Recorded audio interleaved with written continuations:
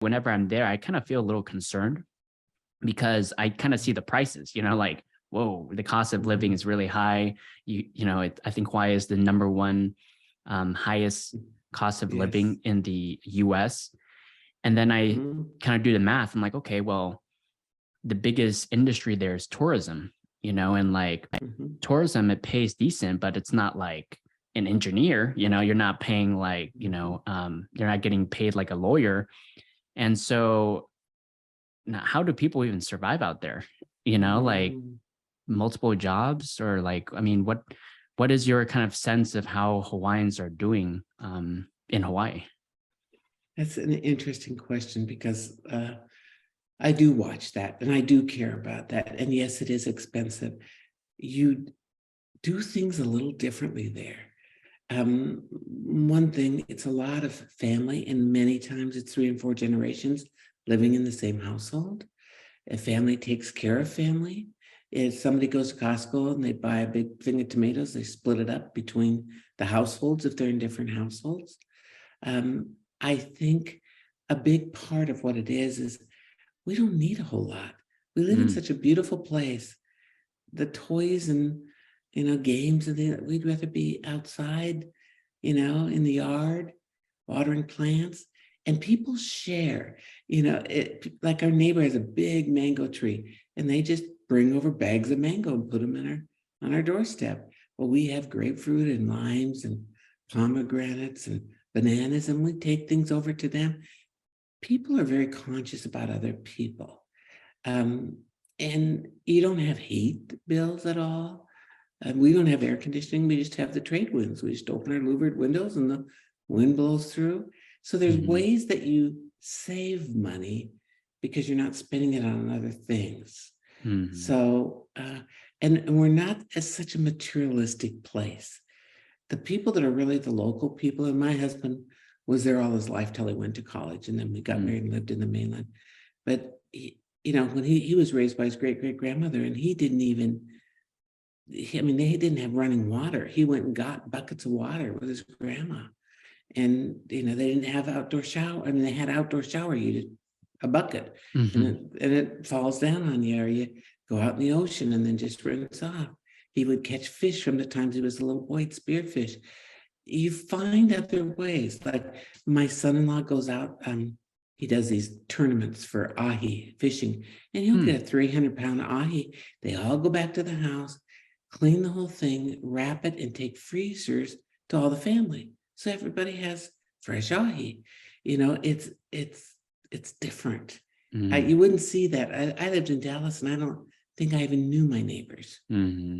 Everybody also watches out for the children and takes the family things, and it's just a different way of life. And what I love is the multicultural. We have all different people from all different cultures that live there, and it's very open to other beliefs. So we'll have a Filipino big gathering, and then we'll have a Tongan event, and then we'll have a small, and then we have the things there for everybody. But they want to preserve the culture, and I think that's good. So you find a way to make it, and the family, they call it hui. The family hui's the money and goes into a pot, and then maybe they'll save up enough that one of the older children can now move out into their own house. But it's sharing like that, taking care of one another. Right. I love my life there, and I'm very grateful. Yeah. That's what I'm drawn to, is the culture there, and I can definitely feel all the things that you mentioned. Whenever I'm there, and it's so the aloha spirit. That's right. what we call it. The aloha spirit. People that belong there can feel it. They can feel it. Yeah, and I've been to a few countries, and you're totally right. Like whenever I'm there, it just feels different. Completely different. It's like a spirit or something. A magic. Surrounding the island. It's something just beautiful. Thank you. Yeah. So, do you feel like that's something that has been passed on through generations? Like, what do you think is like causing the aloha spirit and creating that sort of culture there. I do think it's been handed from generations. Like my husband's great-great-grandmother raising him and caring for him and teaching him Hawaiian language and Hawaiian songs and things like that. We want to maintain our culture and to be open to other possibilities. So in school, they teach Hawaiian language. And they have a choice if it's Samoan or Tongan or whatever else, they teach different languages. And I think everyone wants Hawaii to stay this beautiful place. So we're very conscious of the environment and things like that, so that our children, our grandchildren, our great-great-grandchildren will be able to know this lifestyle. And I think that it's going to still be here. And, certainly there's going to be more people because people are finding Hawaii and moving there. And so it's a little more crowded than it used to be. But, there's still land, there's still places that you can go. And we embrace everybody. We're very happy to have such a diversity in our islands.